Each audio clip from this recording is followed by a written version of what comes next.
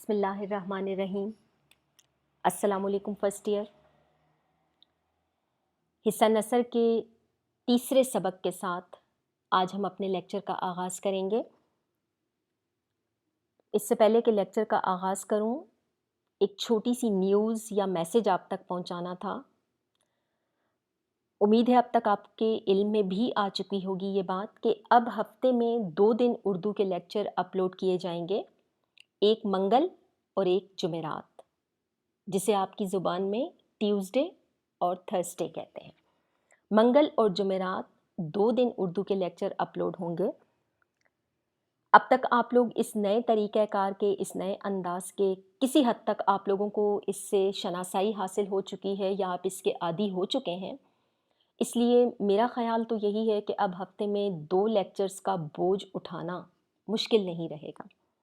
یہ ضروری بھی تھا، بلکہ ابھی بھی میں اسے کم سمجھوں گی، کیونکہ کہنے کی ضرورت نہیں ہے، کتاب آپ کے ہاتھ میں ہے، سلیبس سارا آپ دیکھ چکے ہیں، کافی کچھ ہے جو ہم نے کور کرنا ہے، مکمل کرنا ہے۔ 1-1.5 گھنٹے کے لیکچر میں، اور وہ بھی ہفتے میں ایک دفعہ، 7 دن میں ایک دفعہ، ایک ناممکن سی بات ہے، بلکہ 2 دن بھی کم ہی ہیں، لیکن چلیں کوئی بات نہیں۔ ایک نئے راستے پر چلنے کے لیے تھوڑا آہستہ آہستہ کر کے ہی قدم بڑھائے جاتے ہیں۔ آپ سے میری گزارش یہی رہے گی، پہلے کی طرح کہ برائے مہربانی اپنے لیکچرز مس نہ کیجیے گا، اپنے دن بھر کا وقت مقرر کیجیے، اور آپ یوں ہی سمجھیے کہ آپ براہ راست اپنی کلاس روم میں بیٹھے ہوئے ہیں، ایک لائیو کلاس آپ لے رہے ہیں۔ آپ سب ایک جگہ اکٹھے ہیں، لائیو آپ کی ٹیچر آپ کو پڑھا رہی ہیں، خود کو کمرہ جماعت میں ہی محسوس کریں، اور دن بھر کا مخصوص ٹائم جو آپ کے لیکچرز کا ہے وہ ضرور دیں، تاکہ آپ کے لیے بھی سمجھنے میں آسانی رہے اور آپ کا کام اتنا زیادہ جمع نہ ہو۔ آگے بڑھتے ہیں۔ اب اردو سال اول لازمی کے طلباء سے مخاطب ہوں۔ حصہ نثر کا تیسرا سبق نظریہ پاکستان، جو آپ کی کتاب میں صفحہ نمبر 15 سے 21 تک موجود ہے، جس کے مصنف ڈاکٹر غلام مصطفیٰ خان ہیں۔ آج ہم اس سبق کا آغاز کریں گے۔ اپنی کتاب میں صفحہ نمبر 15 کھول لیجئے۔ حوالہ مصنف سے آغاز کروں گی میں۔ دھیان دیجئے گا کتاب کے جملوں کی طرف بھی۔ اپنے کانوں کا دھیان اس لیے رکھیے گا کہ آپ اس وقت مجھے سن رہے ہیں۔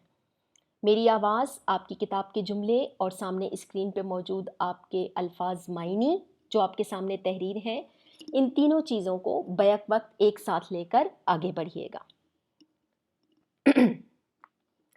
نظریہ پاکستان، صفحہ نمبر 15، حوالہ مصنف ڈاکٹر غلام مصطفیٰ خان۔ پیدائش 23 ستمبر سن 1912، وفات 25 ستمبر سن 2005۔ ڈاکٹر غلام مصطفیٰ خان جبل پور میں پیدا ہوئے۔ والد کا نام گلاب خان تھا، جو نسلاً کاسٹ کے اعتبار سے، خاندان کے اعتبار سے، ذات پات کے اعتبار سے، قوم کے اعتبار سے، جو نسلاً پٹھانوں کے یوسف زئی خانوادے سے تعلق رکھتے تھے، خاندان سے تعلق رکھتے تھے۔ ابتدائی تعلیم جبل پور سے حاصل کی، پھر اعلیٰ تعلیم کے لیے علی گڑھ چلے گئے۔ وہاں سے انہوں نے فارسی، اردو اور قانون کا امتحان پاس کیا اور امراوتی کالج ناگپور میں بطور استاد مقرر ہوئے۔ قیام پاکستان کے بعد وہ کراچی چلے آئے۔ یہاں وہ پہلے اردو کالج اور پھر سندھ یونیورسٹی میں صدر شعبہ اردو مقرر ہوئے۔ ڈاکٹر صاحب کو بے شمار سرکاری و غیر سرکاری اعزازات سے نوازا گیا، انعامات سے، ایوارڈز سے۔ وہ ہندوستان، پاکستان اور بنگلہ دیش کی یونیورسٹیوں میں پی ایچ ڈی سطح پر لکھے جانے والے کئی مقالات کے ممتحن رہے۔ مقالات ادبی مضامین کے لیے استعمال کرتے ہیں۔ مقالہ، مضمون، تحریری مواد، وہ جس پر کچھ تحقیق کی گئی ہو اور وہ اس تحقیق یا ریسرچ کے ساتھ ہمارے سامنے آیا ہو۔ تھیسس بھی کہہ سکتے ہیں آپ اسے، ریسرچ پیپر بھی کہہ سکتے ہیں۔ ممتحن، امتحان لینے والا، انویجیلیٹر کو کہتے ہیں۔ اردو تحقیق کی روایات مستحکم کرنے میں ڈاکٹر غلام مصطفیٰ خان کا اہم کردار ہے۔ انہوں نے خود بھی گراں قدر، قیمتی، اہم خدمات انجام دیں اور تحقیقی کام کرنے والوں کی سرپرستی بھی کی۔ ان کی سپرویژن میں تحقیقی کام کرنے والے، ریسرچ کرنے والے کام کرتے رہے۔ انہوں نے زبان کے ساتھ ادبی اثرات کی دریافت کا فریضہ بھی انجام دیا۔ ڈاکٹر صاحب کا اسلوب، طریقہ کار، انداز بیان، لکھنے کا طریقہ سادہ اور سلیس ہے۔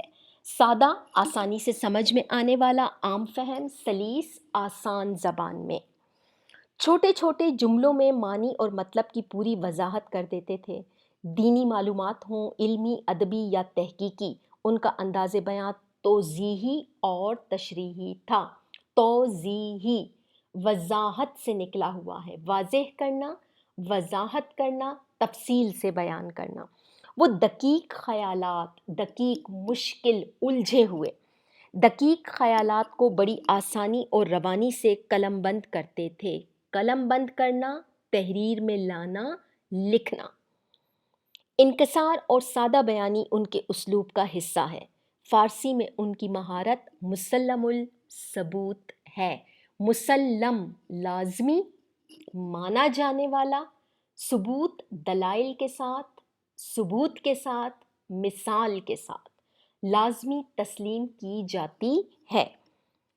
ڈاکٹر غلام مصطفیٰ کی تصانیف اگرچہ بے شمار ہیں، یہاں آپ کو چند ایک کے نام دیے جا رہے ہیں۔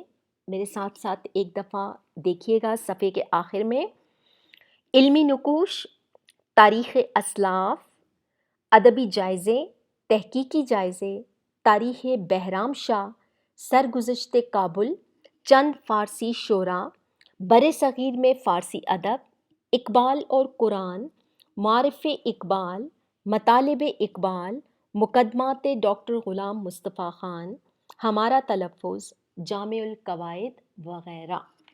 چند ایک کے نام آپ کو یہاں پر دیے گئے ہیں۔ اس کے علاوہ بھی مختلف حوالوں سے ان کے مضامین اور مقالے کتابی صورت میں موجود ہیں۔ آگے بڑھتے ہیں۔ مصنف کا جو حوالہ ہمیں یہاں پر دیا گیا، ان کی خصوصیات، ان کے طریقہ کار، اسلوب یا ان کے انداز بیان کے ساتھ جو ان کی اوورآل مجموعی طور پر جو ان کا ایک جائزہ ہے یا جو اہم نکات ہیں جو ہم نے بیان کرنے ہیں، وہ یہاں ابھی میں آپ سے ڈسکس کر رہی ہوں۔ سلائیڈ پہ اب آپ کے سامنے ڈاکٹر غلام مصطفیٰ خان کا ایک مختصر سا جائزہ لیا گیا ہے جو آپ کو حوالہ مصنف میں کام آئے گا۔ میرے ساتھ ساتھ دیکھتے ہوئے آگے بڑھیے گا۔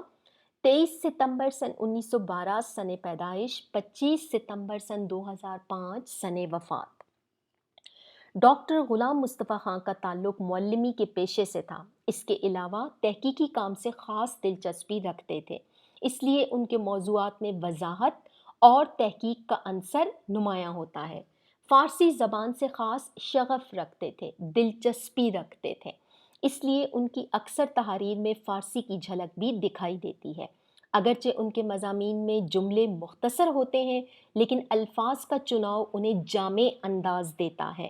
توضیحی و تشریحی انداز انہیں اردو ادب میں منفرد حیثیت دیتا ہے۔ ان کی تمام تر تصانیف اردو ادب میں قیمتی سرمایہ ہیں۔ 3-4 جملے ہیں آپ کے سامنے، آپ کو جہاں کہیں بھی ضرورت پڑی آپ اس میں سے جملے شامل کر سکتے ہیں۔ آگے بڑھتے ہیں۔ اوورآل ہم دیکھیں گے مجموعی طور پر نظریہ پاکستان کا تحریری انداز کیا تھا، اس میں کیا بات سمجھانے کی کوشش کی گئی، یا ڈاکٹر غلام مصطفیٰ خان کا طرز تحریر کیا تھا۔ فنی محاسن کے حوالے سے یہ سبق کس طرح ہمارے سامنے اثر انداز ہوا یا ہماری نظروں سے گزرا، وہ ہم ایک مجموعی جائزہ یہاں پر دیکھیں گے۔ مصنف نے اپنے مضمون میں نظریہ کا مفہوم واضح کرتے ہوئے نظریہ پاکستان کی ضرورت و اہمیت کے ساتھ اس کا اصل مقصد بیان کیا ہے۔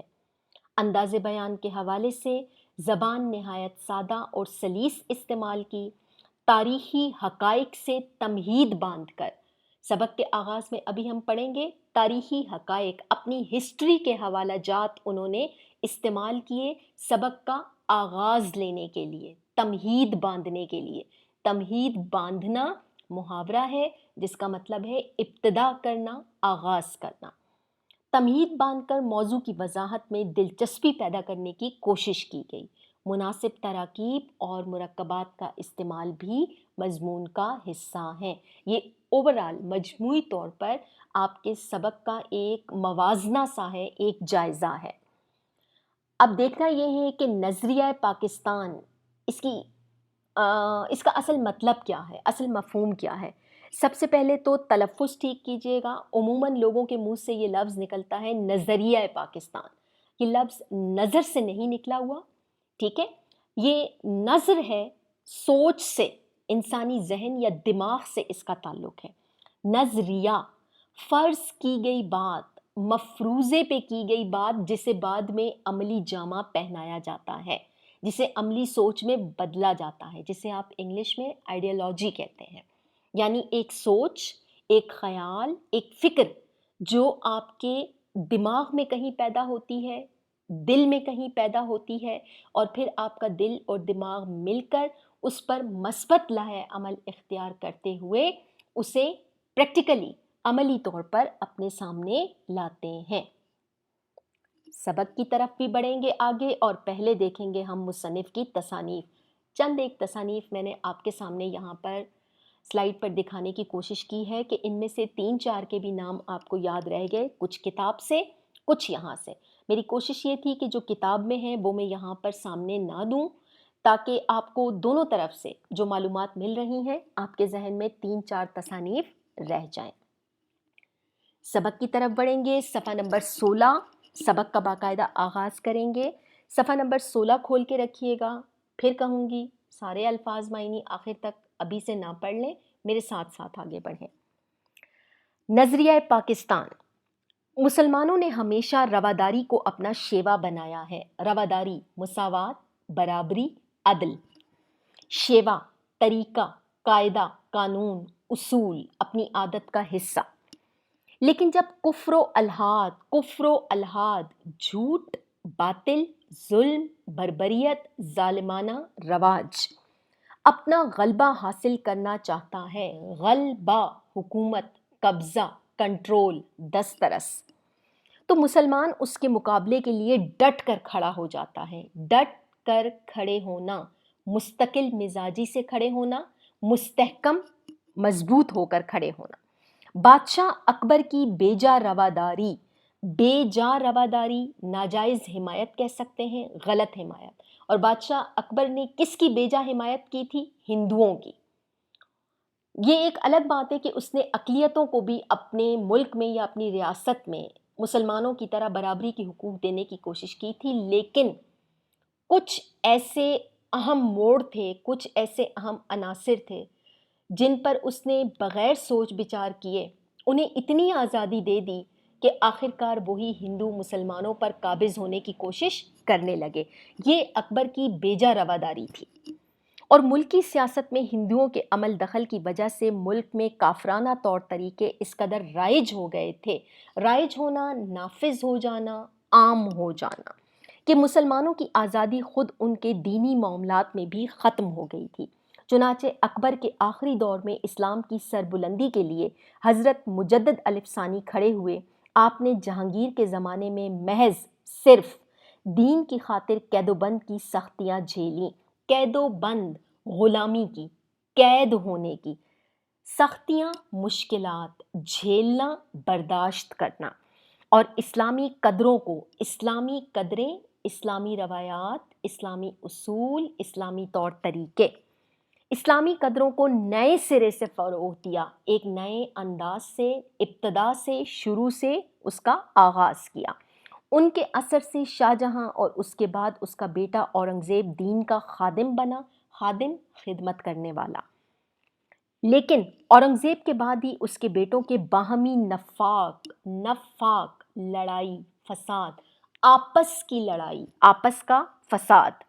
آپ کو معلوم ہے مغلیہ دور میں ایک وقت ایسا آیا تھا کہ سگے بھائیوں میں، خونی رشتوں میں، تخت و تاج کے حوالے سے اتنا فساد شروع ہوا تھا کہ وہ ایک دوسرے کو قتل کرنے کے درپے ہوتے تھے، اور یہی چیز اس قدر ان کی جڑوں میں جا کر بیٹھی، اس قدر ان کی نسلوں کو اس نے تباہ کیا کہ آخرکار ایک مضبوط حکومت بر صغیر سے ختم ہو گئی۔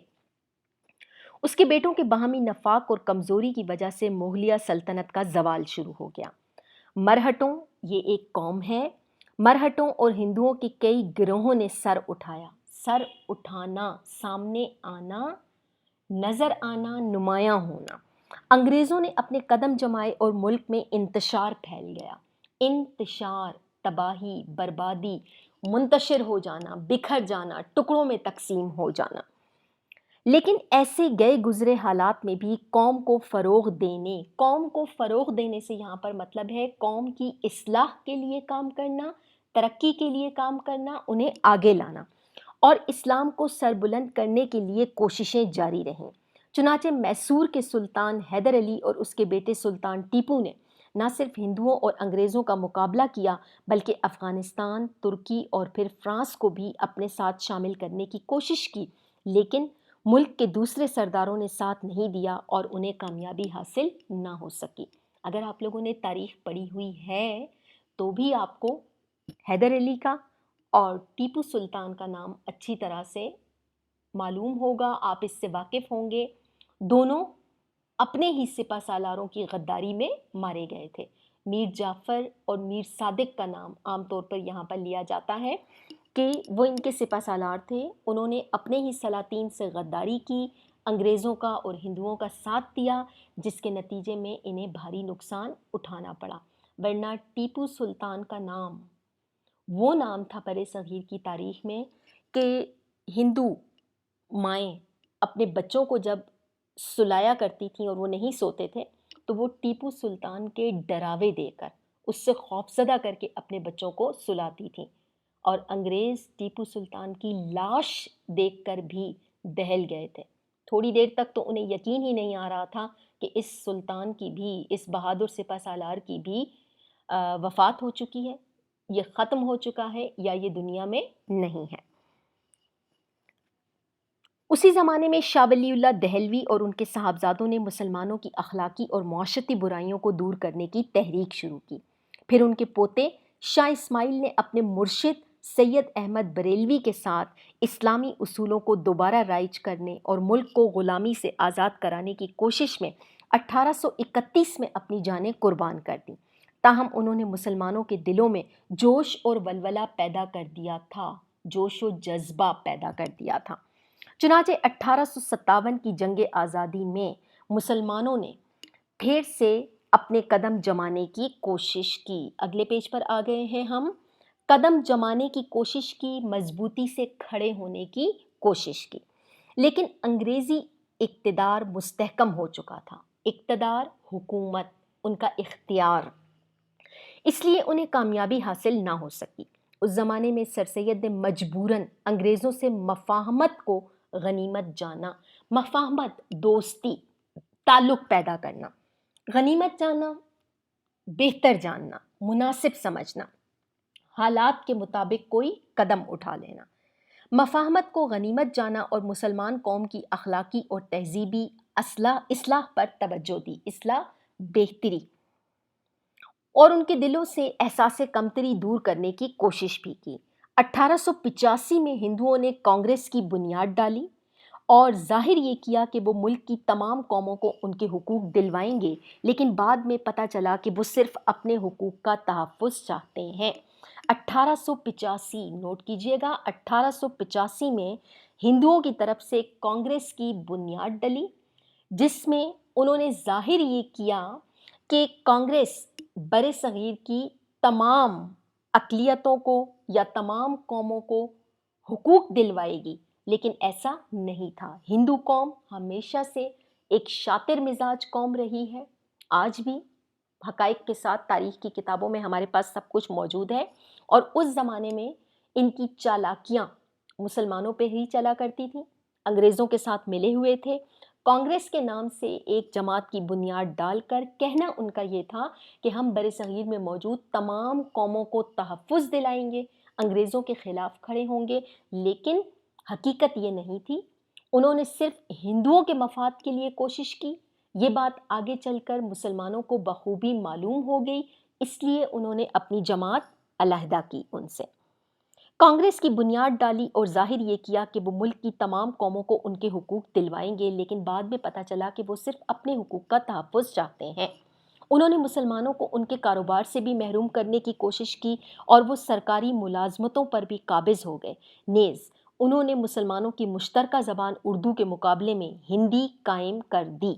سر سید نے مسلمانوں کو ہندوؤں کی اس کانگریس اور ان کی سیاست سے علیحدہ کرنے کی کوشش کی، اور ان کے ایک دوست مولانا محمد قاسم نے دیوبند میں مسلمانوں کی دینی تعلیم کی طرف توجہ دی۔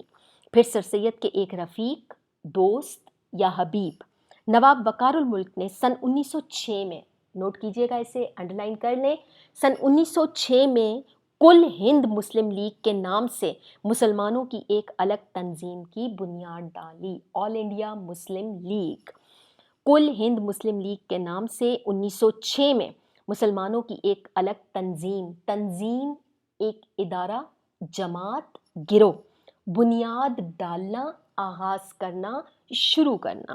یہ تنظیم ڈھاکے میں قائم ہوئی تھی، جہاں ہندوؤں نے سازش منصوبہ بنا کر، سوچ سمجھ کر کسی کو دھوکہ دینا، سازش کر کے مسلمانوں کو تنگ کرنا، تکلیف دینے کے لیے مشرقی بنگال اور آسام کا وہ صوبہ جس میں مسلمانوں کی اکثریت تھی ختم کرا دیا، اور 1911 میں اسی علاقے کو پھر بنگال میں شامل کرا دیا۔ یہاں تک ان تمام پیراگرافز میں، ان تمام نثر پاروں میں تاریخی حقائق کے ساتھ ایک تمہید باندھی گئی ہے سبق کے اصل مفہوم کی طرف آنے کے لیے۔ آپ یہ سارے اسٹیپس پر جہاں جہاں پر بھی آپ کو تاریخیں دی گئی ہیں، سال دیے گئے ہیں، وہ انڈرلائن کر کے اپنے پاس نوٹ کر کے رکھیے گا کہ کس سال میں کیا واقعہ رونما ہوا تھا۔ اسی زمانے میں پہلی جنگ عظیم چھڑ گئی، فرسٹ ورلڈ وار۔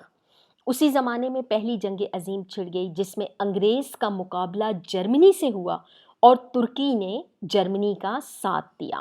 ہندوستان کے مسلمان چونکہ ترکی کے سلطان حجاز کی خدمت کرنے کی وجہ سے خلیفہ اسلام سمجھتے تھے۔ حجاز کی خدمت کیا ہے؟ مکہ مکرمہ، سعودی عرب میں اہم اسلامی مقامات کی حفاظت ترکی کے سپرد تھی۔ اس لیے جو بر صغیر کے مسلمان تھے، یہ عثمانیہ حکومت کے یا عثمانیہ دور خلافت کے بادشاہ تھے، اور اگر آپ نے تاریخ پڑھی ہو تو آپ کے علم میں ہوگا کہ ترکی نے ایک لمبے عرصے تک، طویل عرصے تک مکہ، مدینہ، طائف، اہم مقامات کی کہہ لیجئے کہ کنٹرول ان کا یا ان کی کمانڈ سنبھالے رکھی، وہاں پر ہر طرح کی سہولیات بھی دے کے رکھی۔ اس حجاز کی خدمت کرنے پر بر صغیر کے مسلمان ترکی کی حکومت کو بڑی عزت کی نگاہ سے دیکھتے تھے اور دلی طور پر ان کے ساتھ تھے۔ حجاز کی خدمت کرنے کی وجہ سے خلیفہ اسلام سمجھتے تھے، اس لیے انہوں نے مالی اور طبی امداد بہم پہنچائی۔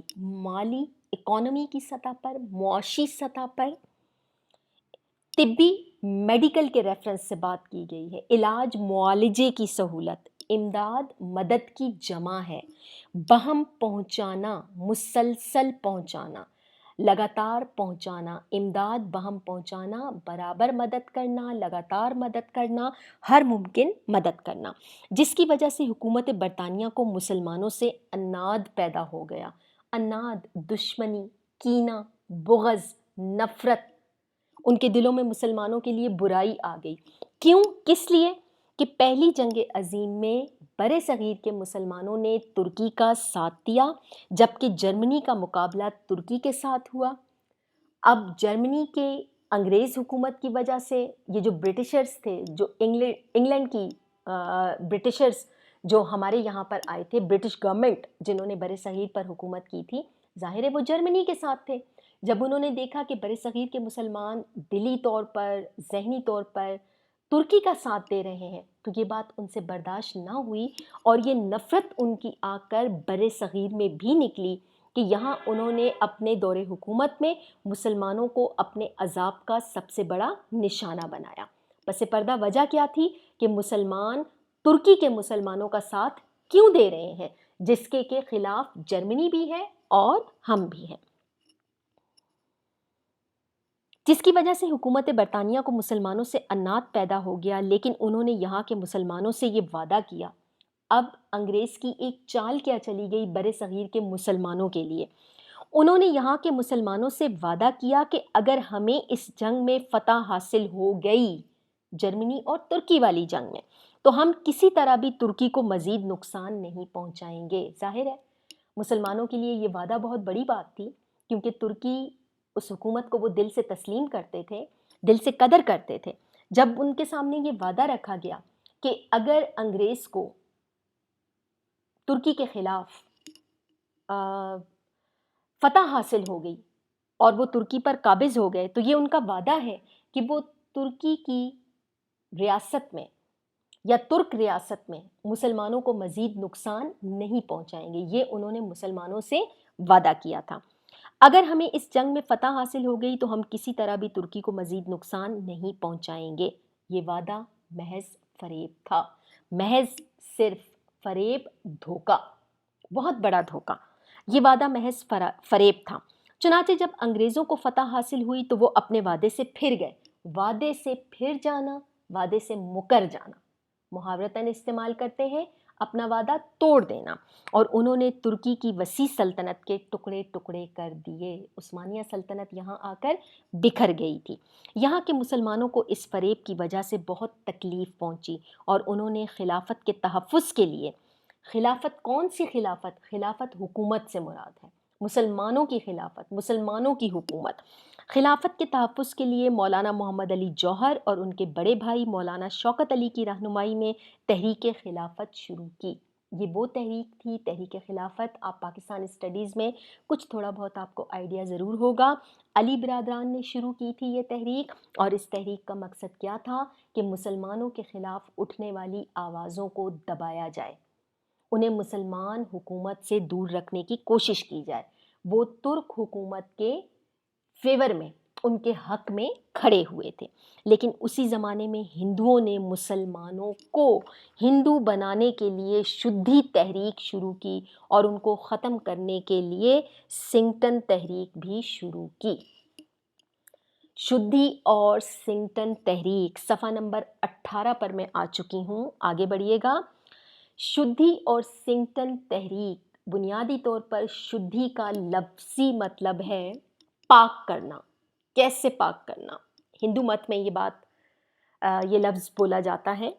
اس کے مطابق شدھی تحریک والوں کا یہ خیال تھا کہ وہ مسلمان جن کے آباء و اجداد، یا مسلمان جو ہیں وہ جن کے آباء و اجداد ہندو مذہب چھوڑ کر مسلمان ہوئے ہیں، تو اس مسلمانی پر وہ ناپاک ہو چکے ہیں۔ انہیں پاک کیسے کرنا ہے؟ انہیں پھر سے ہندو بنانا ہے، اور جب وہ پھر سے ہندو بن جائیں گے تو وہ پاک ہو جائیں گے۔ شدھی کا مطلب ہے پاک کرنا، لفظی مطلب۔ اسی طریقے سے سنگھٹن، اس کا لفظی مطلب ہے تصادم، لڑائی، جھگڑا، فساد۔ سنگٹن تحریک میں کیا طریقہ کار چلایا گیا کہ یہ تو ہندوؤں کے علاوہ کسی کو مانتے ہی نہیں تھے۔ میں فی الحال اس کی تفصیل میں نہیں جاؤں گی، کیونکہ آگے سوال کے ایک جواب کے طور پر میں نے آپ کو اس کی پوری ڈیٹیل دی ہوئی ہے۔ یہاں اتنا سمجھ لیں کہ یہ وہ دو تحریکیں تھیں جو ہندوؤں کی طرف سے چلائی گئی تھیں، مسلمانوں کو جڑ سے ختم کرنے کے لیے، انہیں نقصان پہنچانے کے لیے۔ پھر 1928 میں کانگریس نے جو نہرو رپورٹ شائع کی، اس میں مسلمانوں کے لیے علیحدہ نمائندگی کا اصول، جو وہ 12 سال پہلے تسلیم کر چکے تھے، بالکل نظر انداز کر دیا۔ نظر انداز کرنا، ختم کر دینا، ریجیکٹ کر دینا، اس کی کوئی وقت باقی نہ رہنا۔ اس میں مسلمانوں کے لیے علیحدہ نمائندگی کا اصول، جو وہ 12 سال پہلے تسلیم کر چکی تھی، بالکل نظر انداز کر دیا گیا۔ پھر تو مسلمانوں میں بڑا جوش پیدا ہوا، اور انہیں یقین ہو گیا کہ چونکہ ان کا دین، ان کی تہذیب اور ان کی معاشرت سب کچھ غیر مسلموں سے مختلف ہے، اس لیے کسی حالت میں ہندوؤں سے تعاون نہیں ہو سکتا، تعاون، کوپریشن نہیں ہو سکتا، ان کی مدد حاصل نہیں کر سکتے، یا ہم ان کی مدد کر نہیں سکتے، ہم ان کے شانہ بشانہ نہیں چل سکتے۔ چنانچہ 1930 میں مسلم لیگ کے الہ آباد والے اجلاس میں علامہ اقبال نے مسلمانوں کے لیے ایک علیحدہ وطن پاکستان بنانے کی تجویز پیش کی، مشورہ دیا۔ 4 سال کے بعد جب قائد اعظم محمد علی جناح نے مسلم لیگ کی صدارت کا مستقل عہدہ قبول کیا، جب وہ مسلم لیگ کے پریزیڈنٹ بنے، صدر بنے، تو انہوں نے اس تجویز کو عملی جامہ پہنانا، مکمل کرنا، تکمیل تک پہنچانا، پریکٹیکلی اسے سامنے لے کر آنا۔ عملی جامہ پہنانے کی کوشش شروع کر دی۔ آخرکار 23 مارچ سن 1940 کو انہوں نے لاہور کے اجلاس میں واضح طور پر اعلان کر دیا کہ جن علاقوں میں مسلمانوں کی اکثریت ہے، اکثریت زیادہ ہونا، اس کا اپوزٹ یا اس کا متضاد ہے اقلیت۔ اقلیت کا مطلب ہے کم ہونا، تعداد میں کم ہونا، اکثریت کا مطلب ہے تعداد میں زیادہ ہونا۔ وہاں ایک آزاد مسلم ریاست قائم کی جائے، اس اعلان کو قرارداد پاکستان کہتے ہیں۔ 23 مارچ سن 1940 جس کی روح سے، جس کے حوالے سے مسلمانوں کی آزاد اور خود مختار حکومت قائم کرنے کا فیصلہ ہوا۔ یہاں یہ سمجھ لینا ضروری ہے کہ دنیا میں قومیت کی تشکیل، بناوٹ، ایک شکل دینا، بنیاد ڈالنا۔ اچھا، اس سے پہلے کہ میں اس پیراگراف میں آگے جاؤں، اب تک یہ جتنا ہم حکومت قائم کرنے کا فیصلہ کیا، یہاں تک جتنا حصہ ہم سبق کا پڑھ چکے ہیں، یہ ڈاکٹر غلام مصطفیٰ خان کی طرف سے ایک بڑا تاریخی حوالہ ہے، ایک بڑی تاریخی تمہید ہے جو انہوں نے اکبر بادشاہ سے شروع کی، اورنگزیب پر آئے، اورنگزیب کے بیٹوں کے حوالہ جات دیے، پھر اس کے بعد وہ شاہ ولی اللہ دہلوی پر آئے، ان کے پوتے اسماعیل پر آئے، اس کے بعد وہ آگے بڑھے، کانگریس کے قیام پر آئے، کانگریس کے قیام سے وہ سر سید کی تعلیمات پہ آئے، سر سید کی تعلیمات سے وہ مسلم لیگ پر آئے، مسلم لیگ کے قیام کے بعد وہ فرسٹ ورلڈ وار، پہلی جنگ عظیم کا حوالہ انہوں نے دیا، ترکی کی سلطنت عثمانیہ کے ٹکڑے ہونے کا انہوں نے حوالہ دیا، پھر مسلمانوں کے خلاف جو ہندو اور انگریز اٹھ کھڑے ہوئے تھے تو ان کی شدھی اور سنگٹن تحریک کا حوالہ دیا۔ یہیں اسی پیراگراف میں انہوں نے ایک اور تاریخی حوالہ 1930 کے الہ آباد والے جلسے کے تناظر میں، جسے مسلم لیگ کی صدارت کے بعد قائد اعظم نے 23 مارچ سن 1940 کو باقاعدہ ایک ریزولیشن، ایک قرارداد پاس کر کے منظور کروایا تھا، اس کا حوالہ دے کر انہوں نے یہاں تک تمام تر تاریخی حقائق بیان کیے، تاریخ کی کتابوں میں جو موجود ہے، جس کے لوگ گواہ تھے۔ یہ حوالہ دینے کے بعد اب وہ سبق کے اصل مفہوم کی طرف آئے ہیں کہ بنیادی طور پر وہ سمجھانا کیا چاہتے ہیں۔ دراصل وہ یہاں پر نظریہ سمجھانا چاہ رہے ہیں، نظریہ، آئیڈیالوجی، سوچ، فکر، وہ انداز، وہ فکر یا وہ سوچ جو آپ کے دل و دماغ میں پیدا ہوتی ہے اور جسے آپ پریکٹیکلی سامنے لانے کے لیے ایک مثبت رنگ روپ دے کر منظر عام پر لاتے ہیں۔ اب اس کے بعد جو پیراگراف ہے اسے میرے ساتھ برائے مہربانی دھیان دیجیے گا۔ یہاں یہ سمجھ لینا ضروری ہے کہ دنیا میں قومیت کی تشکیل کی دو بنیادیں، اب پوری دنیا کی بات کی جا رہی ہے، بنیادی طور پر دنیا میں قومیت ہے کیا، یہ قوم کیا ہے جس کی ہم بات کرتے ہیں۔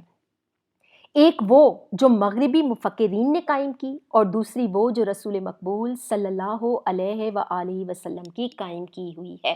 پہلی بات کیا واضح ہو رہی ہے ہم پر؟ یہ آپ کا ایک سوال بھی ہے یہاں پر آپ کی مشق میں موجود، اس لیے دھیان دیجیے گا اس نثر پارے پر۔ دنیا میں قومیت کی دو بنیادیں ہیں، ایک وہ جو مغربی لوگوں نے قائم کی ہیں، یعنی جو بغیر کسی مذہب کے جو لوگ ہیں، جو مذہب اسلام سے خارج ہیں، اسلام کے نہ ماننے والوں نے ایک بنیاد قومیت کی دی ہے، اور دوسری بنیاد وہ ہے جو نبی اکرم صلی اللہ علیہ وآلہ وسلم نے قرآن و سنت کی روشنی میں ہم پر واضح کر دی۔ اہل مغرب کیا کہتے ہیں؟ مغرب کا خیال کیا ہے کہ قومیت کیا ہے؟ اہل مغرب نے خاندانی، نسلی اور قبائلی بنیادوں میں ذرا وسعت پیدا کر کے، وسعت پیدا کرنا، بڑھا دینا، پھیلا دینا، قومیت کی بنیادیں جغرافیائی حدود پر استوار کیں، استوار کرنا، قائم کرنا، منظم کرنا، اور کہا کہ قوم وطن سے بنتی ہے۔ اس نظریے کی وجہ سے دنیا کے انسانوں کے درمیان تباہی کا جو دروازہ کھلا وہ دو عالمی جنگوں کے ہونے سے بخوبی ظاہر ہے۔ یہ وطنی قومیت ہی کی بنیاد پر لڑی گئی تھیں، اور یہ وطنی قومیت جنوبی ایشیا کے مسلمانوں کو تحفظ دینے میں تو بالکل ہی ناکام تھی، کیونکہ جنوبی ایشیا کے مسلمان اس نظریے کے تحت ایک مجبور اقلیت بن جاتے۔ تعداد میں کم ہونا، ابھی میں نے آپ کو بتایا تھا اکثریت اور اقلیت دونوں آپس میں ایک دوسرے کی ضد ہیں۔ اقلیت کا مطلب ہے تعداد میں کم ہونا۔ اب یہ جو 4-5 لائنیں میں نے آپ کے سامنے پڑھی ہیں، ان 4-5 سطور میں کیا بات بیان کی گئی ہے کہ قومیت کی جو دو بنیادیں دنیا میں رکھی گئی ہیں، جو مغربی مفکرین ہیں وہ اسے کیسے واضح کرتے ہیں۔ مغربی مفکرین نے کہا کہ زمین کا ایک بڑا خطہ ہونا چاہیے، زمین کا ایک بڑا حصہ ہونا چاہیے، اور رنگ نسل کا بھی تضاد ہونا چاہیے، غربت اور امارت کا بھی فرق ہونا چاہیے اس میں، یعنی امیر غریب کا بھی فرق اس میں ہونا چاہیے، خوبصورتی اور بدصورتی کا عنصر بھی اس کے اندر شامل ہونا چاہیے، قابلیت کا عنصر بھی اس میں شامل ہونا چاہیے، لائق اور نالائق ہونے والی بات بھی اس میں شامل ہونی چاہیے، کند ذہن اور دانا کا عنصر بھی اس کے اندر شامل ہونا چاہیے۔ یعنی میں آپ کو یہ کہوں کہ انہوں نے اچھے برے کی بنیاد پر قومیت کی بنیاد تسلیم کی ہے۔ ان کا کہنا یہ ہے کہ لوگ تعداد میں جتنے زیادہ ہوں گے، زمین کا خطہ جتنا بڑا ہوگا آپ کے کنٹرول میں یا آپ کے قبضے میں، آپ کے پاس جتنے زیادہ قابل لوگ ہوں گے، آپ کے پاس جتنے زیادہ خوبصورت لوگ ہوں گے، آپ کے پاس جتنے زیادہ امیر لوگ ہوں گے، ان بنیادوں پر دنیا میں قومیت تشکیل پاتی ہے، ان بنیادوں پر ایک قوم تشکیل پاتی ہے، ان بنیادوں پر ایک قوم جو ہے وہ ترقی کی راہیں ہموار کرتی ہے۔ یا ملک و قوم کی ترقی کا احاطہ انہوں نے ان چند ایک چیزوں پر کیا جس میں وہ خاندانی، نسلی، قبائلی، جغرافیائی اس حوالے سے وہ بات کر کے قوم تشکیل دینے کے درپید ہے۔ جبکہ نبی اکرم صلی اللہ علیہ وآلہ وسلم نے نہایت واضح انداز میں اسے بیان کر دیا۔ قومیت کی دوسری بنیاد وہ ہے جو رسول اکرم صلی اللہ علیہ وآلہ وسلم نے ملت اسلامیہ کی تشکیل کرتے وقت قائم فرمائی، اور وہ کیا تھی؟ جو مغرب کے تصور قومیت سے بالکل جدا ہے۔ جیسا کہ علامہ اقبال نے بھی فرمایا، شعر پہ تھوڑا سا دھیان دیجیے گا بیٹا یہاں پر، اپنی ملت پر قیاس اقوام مغرب سے نہ کر، قیاس اندازہ لگانا، گمان کرنا، سوچ لینا، اقوام قوم کی جمع، اقوام مغرب مغربی اقوام کے لوگ، غیر مذہب کے لوگ، خاص ہے، لازم ہے، ضروری ہے، ترکیب میں، آپ کی زندگی گزارنے کے اصول میں۔ ویسے ترکیب کا مطلب ہے طریقہ، یہ اکثر کھانوں وغیرہ کی ترکیب آپ لکھتے ہیں نا جس میں دیا ہوتا ہے ریسیپی، یعنی کسی چیز کو بنانے کا طریقہ کار، اس کے وہ اقدامات جو اٹھائے جائیں گے۔ خاص ہے ترکیب میں، آپ کی زندگی گزارنے کے لیے یہ بات لازمی ہے۔ قوم رسول ہاشمی، رسول ہاشمی کی قوم کے لیے، امت مسلمہ کے لیے، ان کی جمعیت کا ہے ملک و نسب پر انحصار۔ یہاں ان سے مراد، تیسرے مصرے میں ان سے مراد مغربی قوم ہے۔ جمعیت کہتے ہیں جماعت، گروہ یا قوم کو۔ ان کی جمعیت کا ہے ملک و نسب پر انحصار۔ ملک سے مراد وطن، حدود اربع، زمین، خطہ، نسب خاندان، انحصار منحصر ہونا، ڈپینڈ کرنا۔ قوت مذہب سے مستحکم ہے، قوت مذہب سے، مذہب سب سے بڑی طاقت ہے، مستحکم ہے، مضبوط ہے، جمعیت تیری، جماعت تیری۔ اب کیا کہتے ہیں، میں ذرا اس پورے بند کو ایک دفعہ دوبارہ ایکسپلین کروں گی، غور کیجئے گا، میننگ آپ کے سامنے موجود ہے، میں صرف مصرے کے حساب سے آگے بڑھوں گی۔ اپنی ملت پر قیاس اقوام مغرب سے نہ کر، اے مسلمان، اپنی قوم کا اندازہ، اپنی قومیت کا اندازہ، اپنی قومیت کا کہہ لیں کہ گمان، اپنی قومیت کی تشکیل، اپنی قومیت کی بنیاد مغربی ممالک کو دیکھ کر ڈالنے کی کوشش مت کرو۔ خاص ہے ترکیب میں قوم رسول ہاشمی، تم امت مسلمہ سے تعلق رکھتے ہو، اور تمہاری زندگی گزارنے کے طریقہ کار میں شریعت اسلامی کے قوانین کا لازم ہونا یا شامل ہونا انتہائی ضروری ہے۔ ان کی جمعیت کا ہے ملک و نسب پر انحصار۔ وہ غیر ممالک کے لوگ، مغربی ممالک کے لوگ، وہ انحصار کرتے ہیں وطن پر، خطہ زمین پر، خاندان اور نسل پر۔ وہ اس چیز پہ انحصار کرتے ہیں، وہ اس چیز کو قومیت یا قوم کا بنیادی عنصر کہتے ہیں، جبکہ مسلمان قوم قوت مذہب کو اپنے لیے سب سے بڑی مضبوطی سمجھتی ہے۔ ہمارا انحصار، امت مسلمہ کا انحصار قوت مذہب پر ہے، مذہب پر۔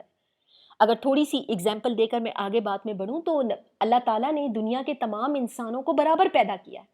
ہم تمام انسان حرف بحرف قرآن پاک میں موجود ہے، دنیا کے تمام انسان آپس میں بھائی بھائی ہیں، دنیا کے تمام انسان آدم علیہ السلام کی اولاد ہیں، دنیا کے تمام انسان مٹی سے تخلیق کیے گئے ہیں، اس میں کوئی بڑا کوئی چھوٹا نہیں ہے۔ ہاں، اگر اللہ تعالیٰ کے سامنے کوئی بلند و برتر مقام رکھتا ہے تو وہ شریعت اسلامی کے مطابق تقوی اور پرہیزگاری ہے۔ احکامات الہی کی پابندی کرنے والا اللہ کے سامنے کسی حد تک بلند مقام رکھتا ہے اپنے قوانین پر عمل پیرا ہونے کی وجہ سے، اپنی شریعت پر عمل پیرا ہونے کی وجہ سے، ورنہ اللہ تعالیٰ کے سامنے گورے اور کالے میں کوئی فرق نہیں، غریب اور امیر میں کوئی فرق نہیں۔ اللہ تعالیٰ نے تمام انسانوں کو برابر پیدا کیا ہے۔ ہو گیا واضح آپ پہ؟ اب میں صفحہ نمبر 19 پر ہوں۔ مسلمانوں کی قومیت ایک نظریاتی قومیت ہے۔ مسلمانوں کی قومیت ایک نظریاتی قومیت ہے جو لا الہ الا اللہ پر قائم ہے، یعنی یہ کہ نسل، رنگ اور وطن کی بنیاد پر نہیں بلکہ ایک نظریے، ایک عقیدے اور ایک کلمے کی بنیاد پر وجود میں آتی ہے۔ صفحہ نمبر 19 اور 20 ایک جگہ اکٹھے کر کے میں نے آپ کے سامنے رکھے ہیں۔ مسلمانوں کی قومیت ایک نظریاتی قومیت ہے۔ نظریاتی قومیت ہے، کیوں نظریاتی قومیت ہے؟ جو ایک سوچے سمجھے خیال کے مطابق آگے بڑھائی گئی۔ مسلمانوں کی قومیت ایک نظریاتی قومیت ہے جو لا الہ الا اللہ پر قائم ہے۔ لا الہ الا اللہ، کلمہ توحید، مسلمان کی پہچان، اس کی بنیاد، یعنی اللہ ایک ہے۔ اللہ کی وحدانیت پر ایمان رکھتے ہوئے، اور اس کا دوسرے لفظوں میں مطلب کیا ہے کہ دنیا کے تمام انسان برابر ہیں اور ایک خدا ان کا حاکم ہے، ان کا تخلیق کرنے والا ہے۔ جو لا الہ الا اللہ پر قائم ہے، یعنی یہ کہ نسل، رنگ اور وطن کی بنیاد پر نہیں بلکہ ایک نظریے، ایک عقیدے اور ایک کلمے کی بنیاد پر وجود میں آئی ہے، اور اس نظریاتی پہلو کو نمایاں کرنے کے لیے اسے ملت کہا گیا ہے۔ ایسی نظریاتی قومیت میں ہر نسل، ہر رنگ اور ہر جغرافیائی خطے کے لوگوں کے لیے جگہ ہوتی ہے، اور حقیقت یہ ہے کہ جنوبی ایشیا کے مسلمانوں کو، جن میں ہر نسل، ہر رنگ اور مختلف جغرافیائی خطوں کے لوگ شامل تھے، ایک ایسی قوم کے تحت اقلیت بن کر رہنا منظور نہ تھا۔ یعنی مسلمان جو پوری دنیا میں پھیلے ہوئے تھے، وہ محدود ذرائع تک ایک خطۂ زمین میں خود کو بند کر کے کیوں رکھتے، جو اسلامی قومیت کے برخلاف یہاں پوائنٹ آؤٹ کیا جا رہا ہے ہندوؤں کو اور انگریزوں کو، کیونکہ مسلمانوں کی شخصی، مذہبی، ہر طرح کی آزادی تو یہاں پر ان کے تسلط میں ختم ہو چکی تھی، برعکس ذات پات، چھوت چھات اور بت پرستی کے بندھنوں میں جکڑی ہوئی تھی۔ ذات پات خاندان کہہ لیجئے، چھوت چھات چھوٹے بڑے کی تفریق، بت پرستی ان کے عبادت کرنے کا ایک اپنا انداز تھا، بتوں کی پوجا کیا کرتے تھے، بندھنوں میں، روایات میں، مختلف رسموں میں جکڑی ہوئی تھی، بندھی ہوئی تھی، پابند تھی۔ چنانچہ انہوں نے اپنی جداگانہ قومیت یعنی اسلامی قومیت کی بنیاد پر اپنے لیے ایک جدا وطن کا مطالبہ کیا، جس میں وہ اپنے عقیدے، اپنے نظریہ زندگی، اپنے طرز معاشرت کے مطابق زندگی بسر کر سکیں، اور ایک مسلمان کی حیثیت سے دور جدید کے چیلنج کا مقابلہ کر سکیں۔ دور جدید، نیا دور، چیلنج ایک بہت بڑی تبدیلی، ایک بہت بڑے انقلاب کا مقابلہ کرنا، اپنے مستقبل کو سنوار سکیں۔ ہمیں اس بات کو بھی اچھی طرح ذہن نشین کر لینا چاہیے کہ نظریہ پاکستان میں اسلامی زندگی اور قدروں کا تصور بنیادی حیثیت رکھتا ہے۔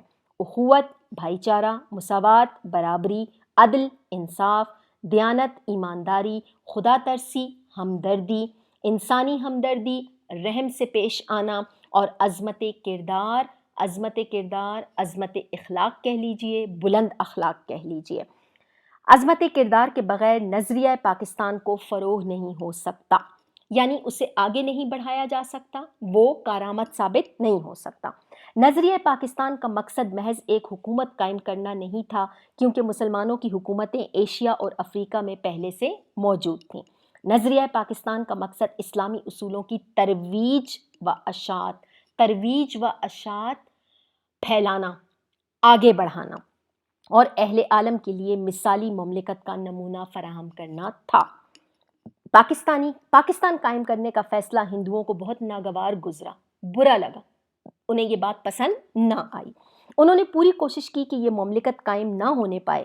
ان کے پاس دولت اور طاقت تھی، جنوبی ایشیا میں ان کی اکثریت تھی، لیکن چونکہ قیام پاکستان کا مطالبہ حق اور انصاف پر مبنی تھا، اس لیے حکومت برطانیہ کو مجبور ہونا پڑا اور قائد اعظم محمد علی جناح کی پرخلوص قیادت میں، سچے دل سے کی گئی رہنمائی میں، مسلمانوں کی یقین، اتحاد اور عمل پہم کی وجہ سے، یقین ان کا بھروسہ، اتحاد ان کا متحد ہونا، منظم ہونا، عمل پہم مسلسل عمل، مسلسل کوشش، جہد مسلسل کی وجہ سے، عمل پہم کی وجہ سے 14 اگست سن 1947 کو پاکستان مارز وجود میں آ گیا، قائم ہو گیا۔ صفحہ نمبر 20 پر ہوں اب میں۔ نظریہ پاکستان کا مقصد، اس پورے پیراگراف پہ دھیان دیجیے گا، آپ کے سوال کا ایک حصہ بھی ہے۔ نظریہ پاکستان کا مقصد پاکستان کو ایک اسلامی اور فلاحی مملکت بنانا ہے۔ ہمیں ایسا کوئی قدم نہیں اٹھانا ہوگا، ہمیں ایسا کوئی قدم نہیں اٹھانا چاہیے جس کی وجہ سے خدا اور اس کے رسول صلی اللہ علیہ وآلہ وسلم کے سامنے شرمندہ ہونا پڑے۔ ہمارا جینا اور مرنا پاکستان کے لیے ہونا چاہیے۔ قومی مفاد، قوم کا فائدہ، مفاد فائدہ، قومی مفاد کے سامنے ذاتی مفاد کو دل سے نکال دینا چاہیے۔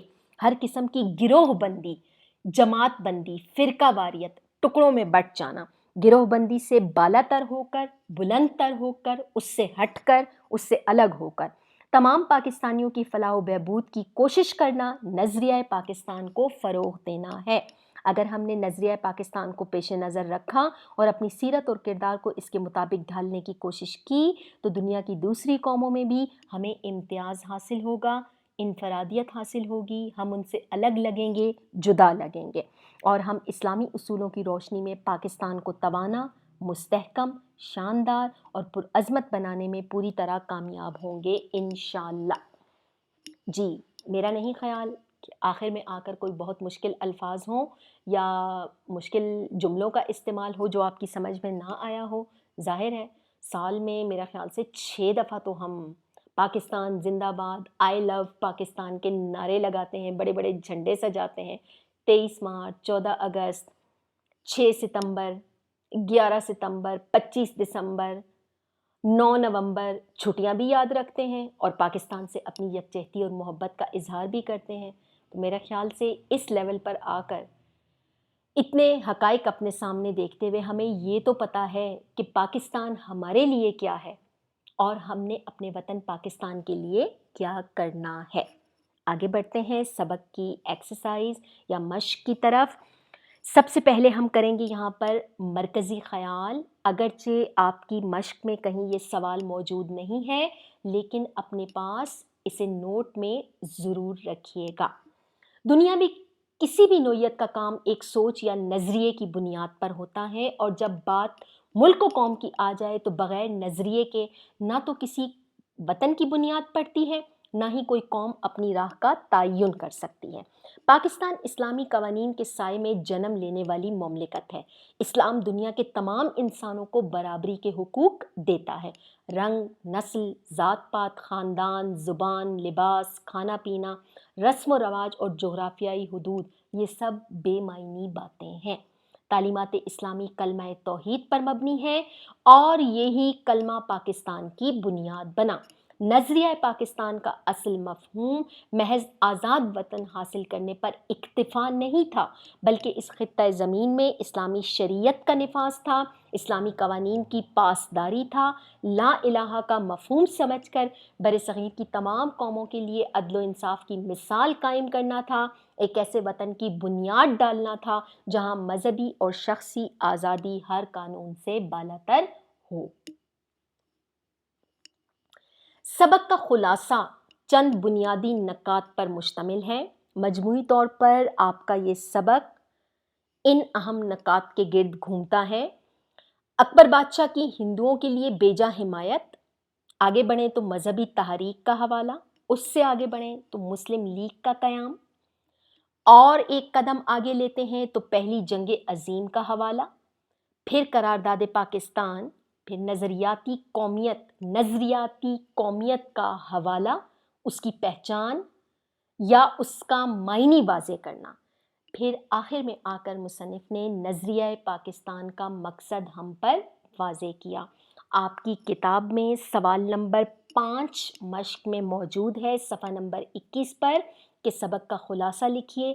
میں نے آپ کو سبق کے نچوڑ کے طور پر بنیادی 7 اہم نکات سامنے ہیڈنگز کے طور پر نکال کے دے دیے ہیں۔ آپ نے بغیر ہیڈنگ کے ایک نثر پارے پر مشتمل خلاصہ لکھنا ہے جو کم از کم 100 اور 120 الفاظ کے درمیان موجود ہو۔ ٹھیک ہو گیا؟ آگے بڑھتے ہیں باقی سوالات کی طرف۔ سوال نمبر 1، نظریہ پاکستان مد نظر رکھتے ہوئے درج ذیل سوالات کے مختصر جوابات تحریر کریں جو 3 سے 4 سطروں پر مشتمل ہوں گے۔ آپ کے سوال نمبر 1 میں کچھ جز شامل ہیں: الف، ب، جیم، دال، ہ، واو اور ز۔ جز نمبر الف سے ز تک تمام سوالات کے جوابات آپ کے پاس فوٹو کاپی نوٹس کی صورت میں موجود ہیں۔ میں نے ان میں سے صرف ایک سوال اٹھایا ہے، جز نمبر ہ، شدھی اور سنگھٹن تحریک کا۔ شدھی اور سنگھٹن تحریک کی وضاحت میں نے اگلی سلائیڈ پہ کی ہے، وہ میں آپ سے ڈسکس کروں گی۔ باقی سوالات کے جوابات کتاب سبق آپ نے ابھی پڑھا ہے، اسے مد نظر رکھتے ہوئے نوٹس میں پڑھتے ہوئے آگے بڑھیے گا، آسانی رہے گی آپ کے لیے۔ اور میرے خیال سے یہ سبق وہ تمام طلباء جو فیڈرل بورڈ سے میٹرک کر کے آئے ہوئے ہیں وہ ایک دفعہ پہلے یہ سبق پڑھ چکے ہیں، کیونکہ میٹرک کی کتاب میں فیڈرل بورڈ میں یہ ان کا سبق تھا، ان کے سلیبس کا حصہ تھا۔ بہرحال باقی تمام طلباء کے لیے بھی آسانی رہے گی اور تھوڑا سا اسے ریوائز کرنے میں بھی آپ کو مدد مل جائے گی۔ اس کے بعد معروضی سوالات ہیں۔ سوال نمبر 2 آپ کے معروضی سوالات کا حصہ ہے۔ معروضی سوالات آپ نے خود سبق پڑھنے کے بعد درسی کتاب کے صفحہ نمبر 20 اور 21 پر حل کرنے ہیں، اپنی نوٹ بک پر نہیں کرنے، یہی کتاب پر حل کرنے ہیں۔ درست جواب کا انتخاب کرنا ہے آپ نے، صفحہ نمبر 20 پر یہ موجود ہے، اور کچھ حصے ہیں اس کے: الف، ب، جیم، دال، ہ، واو، ز اور ہ۔ یہ چند ایک سوالات ہیں، یہ جز سلیکٹ کرنے میں آپ کے لیے مسئلہ نہیں ہوگا۔ اگلا سوال ہے، درج ذیل الفاظ و تراکیب جملوں میں استعمال کریں۔ اگرچہ میں تمام الفاظ و تراکیب کے معنی لکھوا چکی ہوں، بتا چکی ہوں، پھر ایک بار آپ کی سمجھ کے لیے دوہرا دیتی ہوں۔ کفر و الحاد، باطل، ظلم، بربریت، رائج کرنا، نافذ کرنا، تہذیبی اصلاح، ثقافتی بہتری کے لیے کام کرنا، خلیفہ اسلام، اسلام کا حکمران، قومیت، قوم کہہ لیں آپ، امت کہہ لیں، مثالی مملکت، ایک مثالی حکومت یا مثالی ریاست، انتشار، ٹکڑوں میں بٹ جانا، نفاق پھیل جانا، مستحکم، مضبوط، مارز وجود میں آنا، قائم ہونا، منظر عام پر آنا۔ ایک ایک جملہ، ایک ایک لائن کا جملہ آپ نے بنانا ہے، اور بہترین جملے کی پہچان کیا ہے کہ ایک جملے میں کم از کم 10 الفاظ ہوں اور زیادہ سے زیادہ 12 الفاظ ہوں۔ 10 سے 12 الفاظ پر مشتمل ایک جملہ بنائیں گے، ایک ہی سیکوینس میں، ایک ہی ترتیب میں ایک جملہ ہونا چاہیے، 2 جملوں کا ایک جملہ نہیں بنے گا۔ سوال نمبر 6 ہے آپ کے پاس، جو یہاں نیچے سرگرمی کے طور پر آپ کو دیا گیا ہے۔ نظریہ پاکستان اور موجودہ مسائل کے موضوع پر طلباء کے مابین مکالمہ کرائیں۔ مکالمہ آپ کے سلیبس کا حصہ ہے، روداد یا مکالمہ۔ اگر آپ کو یاد ہو تو میں نے اپنے پہلے لیکچر میں آپ سے ڈسکس کیا تھا۔ مکالمہ کیا ہے، کیسے لکھیں گے؟ پی ڈی ایف فائل میں نے آپ کو اٹیچمنٹ کے طور پر اس کی پوری شرائط اور اس کے قواعد و ضوابط دے دیے ہیں، ایک نظر غور سے پڑھ لیجئے گا۔ اس وقت یہاں اس پر زیادہ زور اس لیے نہیں دوں گی کہ جماعت ششم، ہفتم، ہشتم، نہم، دہم، 6th 7th 8th 9th، ان 4-5 سالوں میں آپ نے مکالمے سے تعلق رکھنے والا کوئی نہ کوئی سوال ضرور کیا ہوگا۔ اسپیشلی او لیول سے تعلق رکھنے والے بچوں کا تو یہ 20 نمبر کا سوال ہے۔ ڈائلاگس، مکالمہ، 2 سے 3 افراد کے درمیان گفتگو تحریری طور پر منظر عام پر لانا مکالمہ نویسی کہلاتا ہے۔ ٹھیک ہو گیا؟ کچھ تھوڑے بہت آپ آگاہ ضرور ہوں گے یہ شرائط قواعد و ضوابط پڑھ لیجئے گا، اندازہ ہو جائے گا ٹاپک آپ کا کیا ہے، نظریہ پاکستان اور موجودہ مسائل کے موضوع پر۔ نظریہ پاکستان آپ نے ابھی پڑھا، اس کا اصل مقصد کیا تھا، نظریہ ہے کیا، معنی مفہوم سے واضح ہونے کے بعد آپ اس وقت پاکستان کے موجودہ مسائل منظر عام پر رکھیں گے کہ ہم کس حد تک نظریہ پاکستان کی بنیادوں سے ہٹ چکے ہیں، ہم نے کہاں کہاں اپنے قوانین کی پاسداری نہیں کی، ان کا خیال نہیں رکھا، کیا نقصانات ہمیں اٹھانے پڑ رہے ہیں۔ 2 سے 3 طلباء کے درمیان ایک مکالمہ آپ تحریر کریں گے۔ یاد رکھیے گا آپ کے مکالمے میں 12 سے 13 سوالات موضوع کے گرد گھومتے ہوئے ہونے چاہیے۔ السلام علیکم، وعلیکم السلام، میں آ رہی ہوں، میں جا رہی ہوں، میں کھا رہی ہوں، میں پی رہی ہوں، اس قسم کے الفاظ آپ کے مکالمے میں استعمال نہیں کیے جائیں گے اور نہ یہ الفاظ کاؤنٹیبل ہوتے ہیں۔ پس منظر میں شروع کے 1-2 جملے آپ نے ضرور دینے ہوں گے۔ ٹھیک ہو گیا؟ آگے بڑھتے ہیں۔ جی، سوال تھا ہمارا شدھی اور سنگٹن تحریک کا، اسے ڈیفائن کروں گی میں آپ کے سامنے، غور سے دیکھیے گا۔ شدھی تحریک، شدھی سے مراد پاک کرنا، پاک کر کے ہندو بنانا ہے۔ اس تحریک کے بانی سوامی دیانند سرسوتی اور اس کے شاگرد سوامی شردھانند نے سن 1920 میں شروع کی تھی۔ اس تحریک کا مقصد غیر ہندو لوگوں کو جبری طور پر زبردستی ہندو بنانا تھا۔ ان کا کہنا تھا کہ دنیا میں ہندو مت کے علاوہ تمام مذاہب غلط اور بے بنیاد ہیں، اس لیے صرف ہندوؤں کو ہی مکمل طور پر جینے کا حق بھی ہونا چاہیے۔ 23 دسمبر سن 1926 سوامی شردھانند کو قتل کر دیا گیا اور اس کی موت کے ساتھ ہی یہ باطل تحریک اپنے انجام تک پہنچ گئی اور اس کا خاتمہ ہو گیا۔ سنگٹن تحریک کیا تھی؟ سنگٹن کا لفظی مطلب تصادم ہے، لڑائی جھگڑا۔ اس تحریک کا بانی انتہا پسند ہندو پنڈت مدن مالویہ تھا، جس نے سن 1921 میں اس تحریک کا آغاز کیا اور فرقہ واریت کی بدترین مثال اسی تحریک نے قائم کی۔ پہلے مسلمانوں کو ہندو بنانا اور پھر انہیں بے دردی سے قتل کر دینا، یہ اس تحریک کا کام تھا۔ اس تحریک نے مسلمانوں اور عیسائیوں کی عبادت گاہوں کو بھی نشانہ بنایا، یہاں تک کہ ان کی مذہبی کتب بھی ضائع کر دی گئیں۔ جی، اب آپ کی مشق کا سب سے اہم حصہ، سوال نمبر 4۔ سوال نمبر 4 آپ کو دیا گیا ہے کہ اس مضمون سے کم از کم 5 ایسے جملے تلاش کر کے لکھیں جن میں امدادی افعال استعمال ہوں۔ پچھلے سبق میں ہم نے سبق پڑھا تھا جھوٹے آدمی، اس میں مصدر اور مرکب مصادر ہم نے تعریف اور مثال کے ساتھ واضح کیے تھے، اور میں نے آپ کو کہیں پر یہ کہا ضرور تھا کہ یہ جو مرکب مصادر ہیں عام طور پر امدادی افعال کی صورت میں استعمال ہوتے ہیں۔ امدادی افعال جسے آپ انگلش میں ہیلپنگ وربز کہتے ہیں۔ ہیلپنگ وربز جو آپ انگلش میں اپنے جملوں میں یوز کرتے ہیں، مدد کے لیے جانے والے افعال، وربز۔ میرے ساتھ ساتھ دیکھیے گا اس کا لفظی مطلب کیا ہے۔ مدد دینے والے فعل یا معاون افعال۔ معاون کیا ہے؟ مدد دینے والے۔ فعل کسے کہتے ہیں؟ کام کو۔ اسم، نام، فعل، کام۔ ہم یہاں کام کی بات کر رہے ہیں، غور کیجئے گا۔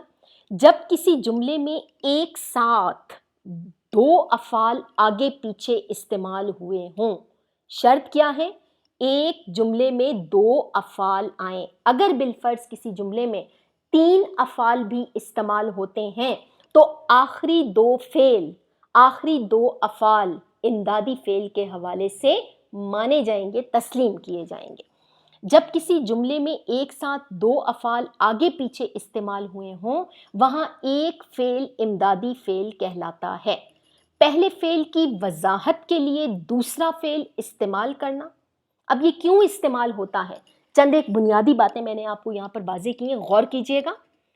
پہلے فعل کی وضاحت کے لیے دوسرا فعل استعمال کرنا، پہلا فعل پر اثر انداز میں سمجھانے کے لیے دوسرے فعل کا استعمال کرنا، بات مکمل کرنے کے لیے، جملے میں وضاحت اور تحریر میں خوبصورتی کے لیے، جملے میں موجود اصل فعل کے ساتھ آنے والا فعل امدادی فعل کہلاتا ہے۔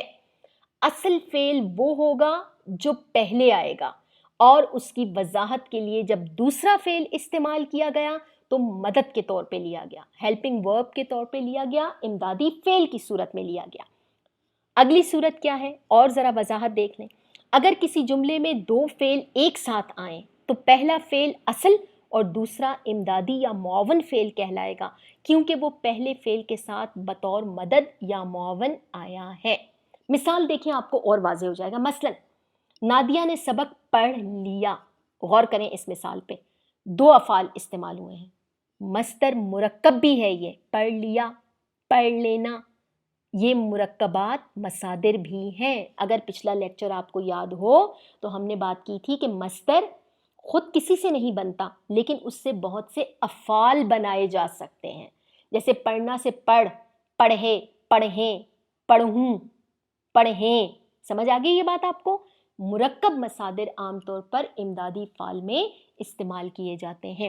نادیہ نے سبق پڑھ لیا، یہاں دیکھیں ریڈ ہائی لائٹڈ ورڈز جو آپ کو دیے گئے ہیں، پڑھنا اور لینا آگے پیچھے کے دو الفاظ ہیں۔ اس کا اصل فعل کیا تھا؟ نادیہ نے سبق پڑھا، اصل یہ تھا، پڑھنے پر زور دیا گیا۔ اس پڑھنے کی وضاحت کے لیے یا فعل کی ایک کنڈیشن یا زمانے کے حوالے سے فعل کا دورانیہ بتانے کے لیے، دورانیہ کیا کہیں آپ یہ کہیں کہ فعل کی ایک حالت بتانے کے لیے، فعل کا زمانہ یا وقت بتانے کے لیے لیا کا لفظ استعمال کیا گیا، جو لینا سے لیا گیا ہے، یعنی یہ دونوں فعل ہیں۔ اس میں پہلا اصل ہے پڑھ یعنی پڑھنا، اصل فعل وہ ہے، اس کے ساتھ امدادی فعل کے طور پر لیا، لینا سے استعمال کیا گیا۔ آپ کل شام لاہور چلے جانا، اب چلنا اور جانا دو فعل ہیں۔ وہ کل شام لاہور چلا گیا، وہ کل شام لاہور چلے۔ آپ کل شام لاہور چلے جانا، آپ دونوں میں دیکھیں مطابقت ہے، چلنا اور جانا دونوں مصادر ہیں، دونوں فعل ہیں۔ میں نے اپنا کام مکمل کر لیا، کرنا اور لینا دو افعال ہیں۔ کام مکمل کرنا اصل فعل ہے، کر لیا کرنا کی تھوڑی سی وضاحت اس میں بیان کر دی گئی ہے، یا جملہ تھوڑا سا خوبصورت بنانے کے لیے استعمال کیا گیا۔ وہ ترقی کرنا چاہتا ہے، کرنا اور چاہنا دونوں کا تعلق فعل سے ہے۔ کرنا اور چاہنا، وہ ترقی کرنا چاہتا ہے، دو افعال ایک ساتھ آئے ہیں۔ ایک دفعہ ریپیٹ کروں گی، کسی بھی جملے میں جب دو افعال ایک ساتھ آئیں تو اس میں پہلا فعل اصلی فعل ہوتا ہے، اس اصل فعل کی وضاحت کے لیے، جملے میں خوبصورتی کے لیے، بات بہتر طور پر مکمل کرنے کے لیے، یا پہلے فعل کو پر اثر بنانے کے لیے، اس کا گہرا تاثر قائم کرنے کے لیے دوسرا فعل مدد کے طور پہ لیا گیا اور اسے اصل فعل کے ساتھ تحریر کیا گیا۔ ان دونوں فعل میں دوسرا فعل امدادی، معاون یا مدد کے لیے استعمال کیا جانے والا فعل کہلائے گا۔ ہو گیا کلیئر آپ کو؟ ان جملوں میں پڑھنا، لینا، چلنا، جانا، کرنا، لینا، کرنا اور چاہنا، ان میں آخری فعل یا آخری ورب یا لفظ جو استعمال کیا گیا ہے وہ امدادی فعل کہلائے گا۔ ہو گئی وضاحت؟ آپ صرف ایک کام کیجئے گا کہ آپ نے اس مضمون سے، جو مضمون آپ نے پڑھا ہے، اس میں سے 5 جملے ایسے تلاش کیجئے گا جن میں امدادی افعال کا استعمال ہوا ہو۔ ہو گئی وضاحت آپ پر؟ سبق آپ کا مکمل ہو گیا الحمدللہ۔ دھیان سے سنیے گا، سمجھیے گا، جو نوٹس آپ نے بنانے ہیں وہ بنائیے گا، رجسٹر بنائیں یا کاپی بنائیں کوئی فرق نہیں پڑتا، صرف اہم اور بنیادی چیزیں اپنے پاس نوٹ کر کے ضرور رکھیے گا، محفوظ رکھیے گا۔ انشاءاللہ زندگی رہی تو ملاقات ہوگی، ہم مل بیٹھ کر اپنے چند اور مسائل کا حل بھی نکال لیں گے۔ امید کرتی ہوں دھیان دیا ہوگا آپ نے، غور سے سنا ہوگا، پھر سے سمجھنے کی کوشش کیجیے گا۔ آپ سب کا بہت شکریہ، خوش رہیں، اللہ حافظ۔